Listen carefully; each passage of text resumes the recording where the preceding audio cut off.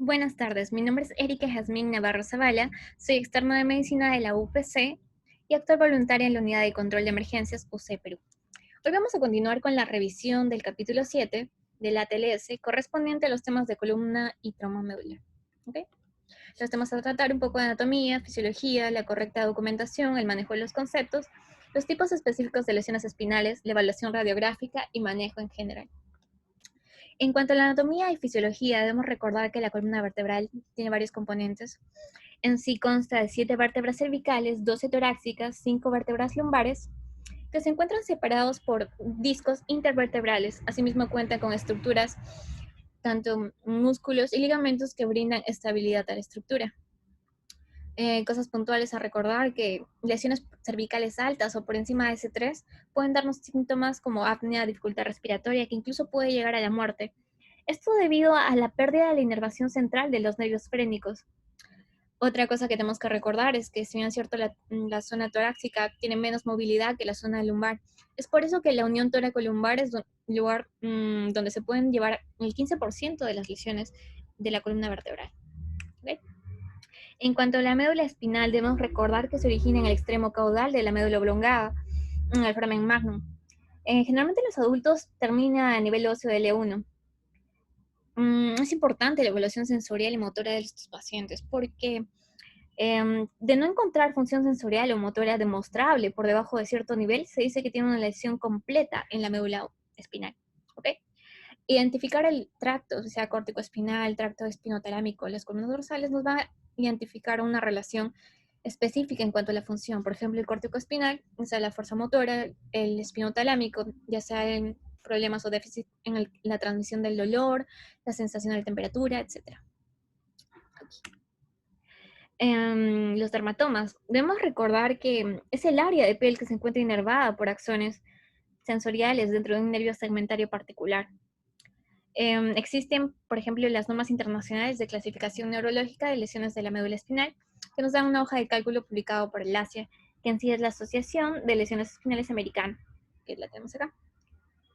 En cuanto a los miotomas, debemos recordar que la raíz nerviosa segmentaria puede inervar a uno o más grupos musculares.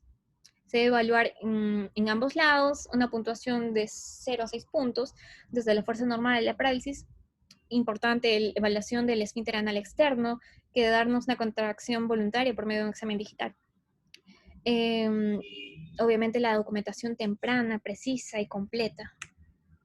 En cuanto al shock neurogénico versus el shock medular, sabemos que el shock neurogénico es la pérdida del tono vasomotor y la inervación simpática. Como resultado de la pérdida del tono vasomotor, vamos a tener lo que es la vasodilatación de los vasos sanguíneos viscerales y periféricos. Por tanto, la acumulación de sangre y en consecuencia la hipotensión. Si tenemos la pérdida de la inervación simpática del corazón, puede causar bradicardia y una menor capacidad de respuesta al shock. En cuanto al shock medular, en sí es la flacidez o la pérdida del tono muscular, la pérdida de los reflejos por debajo de la lesión medular. Después de un periodo de tiempo podemos encontrar espasticidad. En relación a los efectos de la lesión de la columna vertebral en los otros sistemas de órganos, debemos preocuparnos principalmente por identificar síntomas de insuficiencia respiratoria, hipoventilación. Pueden deberse a lesiones de la médula espinal torácica, cervical o superior, por ejemplo, la parálisis de los músculos intercostales, o en el caso del diafragma, la lesión de C3 a C5. Como mencioné, es muy importante en esta parte lo que es la documentación y para ello el manejo o el entendimiento correcto de los conceptos. Por ejemplo, el nivel óseo en sí se refiere al nivel vertebral específico al que se ha producido el daño óseo. ¿Okay? El nivel neurológico es el nivel más bajo del segmento de la médula espinal que tiene una sensibilidad normal y la función motora en ambos lados del cuerpo, en ambos lados. El nivel sensorial se utiliza cuando se refiere al segmento más bajo de la columna vertebral con una función sensorial normal. Y el nivel motor se refiere al segmento más caudal de la columna vertebral con una función motora normal. Debemos determinar la gravedad del déficit neurológico en caso de la lesión de columna. Ya sea paraplegia incompleta o completa, generalmente en lesiones torácicas, la cuadriplegia incompleta o completa, tetraplegia en lesiones cervicales, Y recordar que toda función motor o sensorial por debajo del nivel de la lesión constituye una lesión incompleta. Pueden seguir patrones característicos y se agrupan en síndromes, ya sea el síndrome de médula central, el síndrome de médula anterior y el síndrome de Bronce-Quart. Ya los habremos escuchado, pero vamos a profundizar. En cuanto al síndrome de la médula central, básicamente es la pérdida desproporcionada de la fuerza motriz de las extremidades inferiores. Hay diferentes grados, ¿no? Pero en sí la lesión se genera por una hiperextensión. Generalmente, por ejemplo, es más frecuente en ancianos. Puede ser una caída hacia adelante que resulta en un impacto facial, ¿ok? En cuanto al síndrome de médula anterior, es el de peor pronóstico de todos. Y generalmente es el resultado de una lesión de las vías motoras y sensoriales de la parte anterior de la médula. Se caracteriza por una paraplegia, una pérdida bilateral de la sensación de dolor y temperatura. Y como dije, es el de peor pronóstico. En cuanto al síndrome de Bronce-Quart, es una hemisección del cordón, generalmente debido a un traumatismo penetrante, pérdida motora ipsilateral del tracto córtico-espinal, la pérdida del sentido de la posición por la columna dorsal y asociada a las pérdidas contralaterales del dolor, la sensación de temperatura. Es importante identificar la morfología de la lesión, ya sean fracturas, dislocaciones de las fracturas, lesiones de la médula espinal sin anomalías radiográficas, lesiones penetrantes. Vamos a verlo aquí. En cuanto a las fracturas de la columna cervical específicamente, debemos identificar los mecanismos de lesión, ya sea por carga axial, flexión, extensión, rotación, inclinación, etc. Uno de los más conocidos es la dislocación atlanto-occipital. Generalmente se da por una severa flexión traumática. Puede llevarnos a la muerte, generalmente por una lesión del tronco. ¿Por qué? Porque genera apnea y impedimentos tanto en la función respiratoria como compromiso neurológico. Por ejemplo, una de las causas más frecuentes de muerte es el síndrome del bebé sacudido. La fractura de C1, también conocido como la fractura de estallido, fractura de Jefferson. El mecanismo típico de la lesión es la carga axial, que se produce por una gran carga que cae verticalmente sobre la cabeza o un paciente que aterriza la parte superior de su cabeza en una posición relativamente neutral. Para decir que es una fractura de Jefferson, debemos recordar que tiene que haber una ruptura de los anillos anterior y posterior del C1, ¿ok? De la cervical 1. También debe haber el desplazamiento de las masas laterales y no suele estar asociada a lesiones de la médula espinal. Sin embargo, son bastante inestables. En cuanto a la lesión de las subluxaciones rotatorias C1, es más frecuente en niños y tiene el antecedente tanto de un trauma como una infección. Generalmente vamos a encontrar una rotación persistente de la cabeza, tortícolis. Lo que tenemos que hacer en sí es, por nada del mundo debemos forzar al paciente a corregir la rotación. ¿Qué quiere decir? Pero tenemos que restringir el movimiento en la ubicación que se encuentra, en la posición que se encuentre, en este caso girada, ¿no? En cuanto a las fracturas del axis, generalmente es el 18% de las lesiones de columna cervical. El compromiso en sí son de las estructuras pequeñas, por ejemplo, el odontoides, en caso de las imágenes. En las fracturas y dislocaciones de C3 a C7, donde es el área de mayor flexión y extensión de la columna cervical, generalmente C5 y C7, C6. En adultos, la fractura se da en C5 generalmente y la subluxación en C5, C6. Ahora, pasando a las fracturas de columna torácica, están clasificadas en 4 categorías. Esas son las lesiones por cuña anterior, lesiones por estallido, posibilidad y dislocaciones, fractura de dislocación. Debo recordar que en la columna torácica hay mayor rigidez, justamente por la carga torácica, y la mayoría de las fracturas generalmente son estables por esta característica. En cuanto a la cara axial, con flexión produce la lesión de cuña anterior. La lesión por explosión es causada generalmente por la compresión vertical axial, o estallido que le dicen. Las fracturas de posibilidad son fracturas transversales a través del cuerpo vertebral. Aquí. Las fracturas de la unión toracolumbar de T11, generalmente AL1, se da por una inmovilidad de la columna torácica. En posiciones de hiperflexión aguda, rotación, suelen ser bastante inestables y las personas generalmente son aquellas que se caen de una altura considerable, los conductores que no se encuentran asegurados. En el caso de los conductores, es específicamente por la transferencia de energía cinética, por lo que corren el riesgo, este tipo de lesiones. También suele provocar una disfunción de la vejiga y el intestino, así como la disminución de la sensación en extremidades inferiores. Okay. En cuanto a las fracturas lumbares, Los signos radiográficos asociados a una fractura lumbar son similares a las fracturas torácicas y toracolumbares. Sin embargo, la probabilidad de un déficit neurológico completo es bastante menor. Las lesiones penetrantes generalmente resultan un déficit neurológico completo. Esto va a depender de la trayectoria, en este caso ya sea del misil o, por ejemplo, un cuchillo. Las lesiones penetrantes de la columna vertebral suelen ser estables, a excepción de, como mencioné, por ejemplo, que el misil en este caso destruya una parte importante de la vértebra, la parte estructural.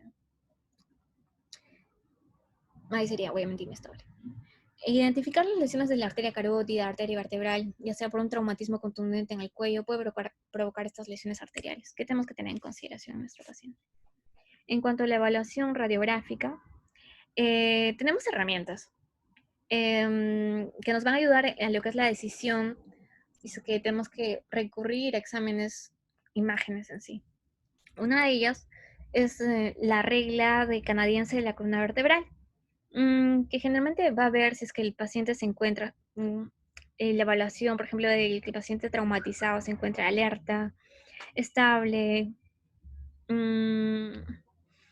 y vamos a identificar factores de riesgo tanto de alto riesgo como de bajo riesgo para decidir si en sí pedimos radiografía o no es necesario. En el caso de, por ejemplo, tuviera los factores de alto riesgo, sea mayor de 65, el paciente mayor de 65 años, el mecanismo de lesión es bastante fuerte, ya sea, por ejemplo, accidentes automovilísticos o una caída, por ejemplo, de escaleras de alta altura o de fuerza cinética alta, por ejemplo, los choques, las colisiones.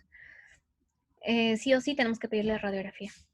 De no ser así, tenemos que ver si existen factores de riesgo menores, ya sea, por ejemplo, la aparición tardía del dolor cervical, em, si el paciente la situación del paciente se encuentra sentado, si en sí puede rotar el cuello, es muy importante también para decir si sí o no se pide radiografía. ¿Ok? Eso es todo. Otra de las herramientas importantes que tenemos son los criterios Nexus, que le dicen. Es una memotecnia en sí, que va a evaluar lo que es el déficit neurológico, presencia de intoxicación, por ejemplo, por alcohol, en sí el grado de alerta, el grado de daño, y básicamente si existe, por ejemplo, la línea media cervical posterior, que es un indicador muy importante también, nos va a ayudar a decidir, esa es la utilidad de estas herramientas, si pedimos radiografía o no. Cualquiera de las dos es muy útil.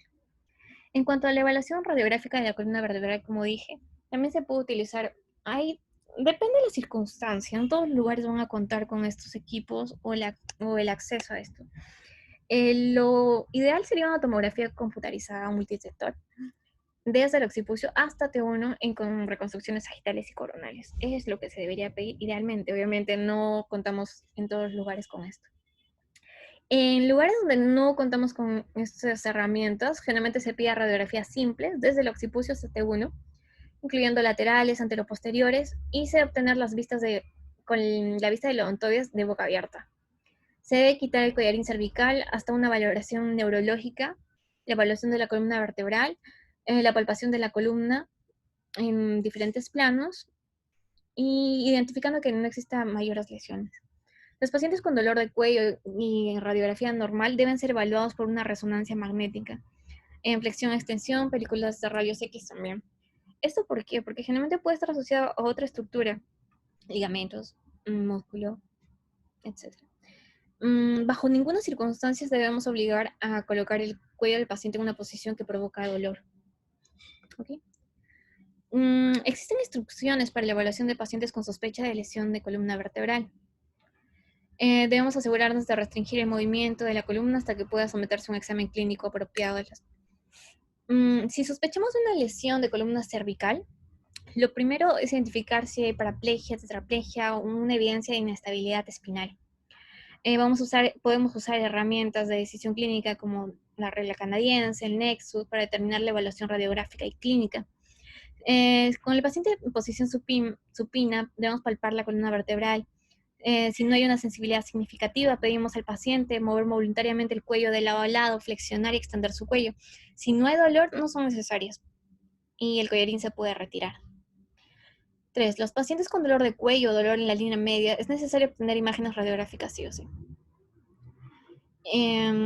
Como mencionamos, radiografías laterales, anteroposteriores y los exámenes con boca abierta para identificar la estructura odontoidea.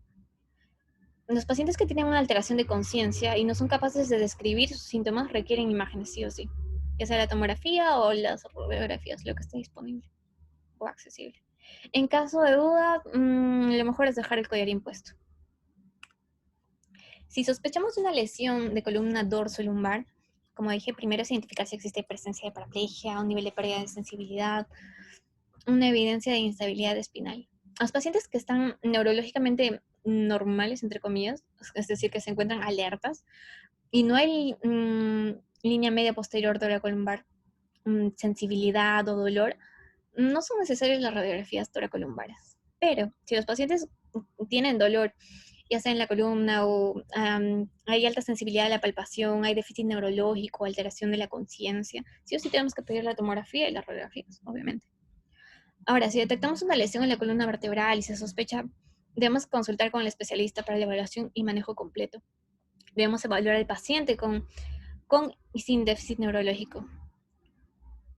Los pacientes con trauma, que requieren cirugía en emergencia, por ejemplo, debemos recordar que la camilla no debe estar mucho tiempo en una camilla rígida y el equipo quirúrgico debe tener especial cuidado protegiendo siempre el cuello.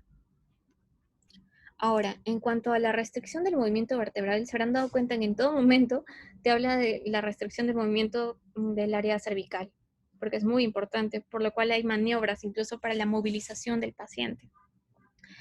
El registro, como dice, evitar el movimiento vertebral de cualquier paciente con una lesión de la columna por encima y por debajo del sitio de la lesión sospechosa hasta que se descarte una fractura.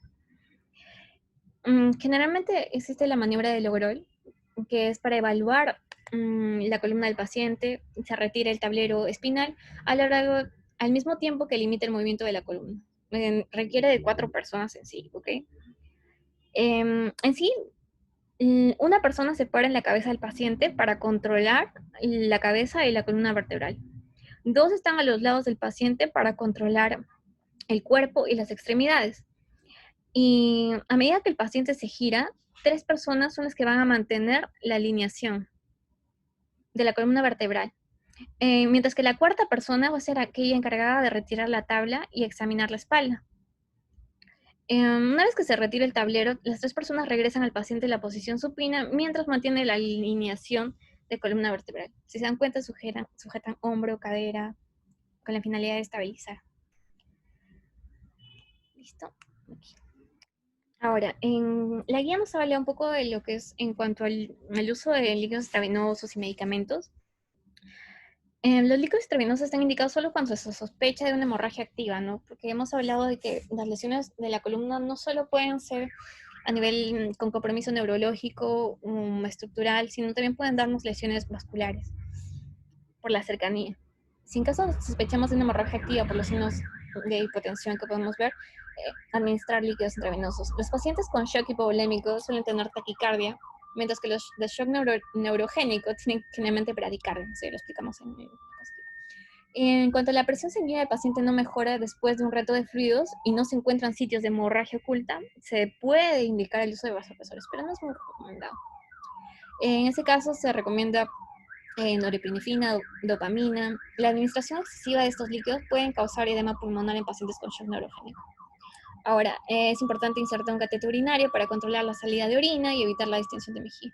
En cuanto a los medicamentos, la guía no nos habla de que haya pruebas suficientes que apoyen el uso de esteroides en la lesión de médula espinal, como antiguamente se hacía.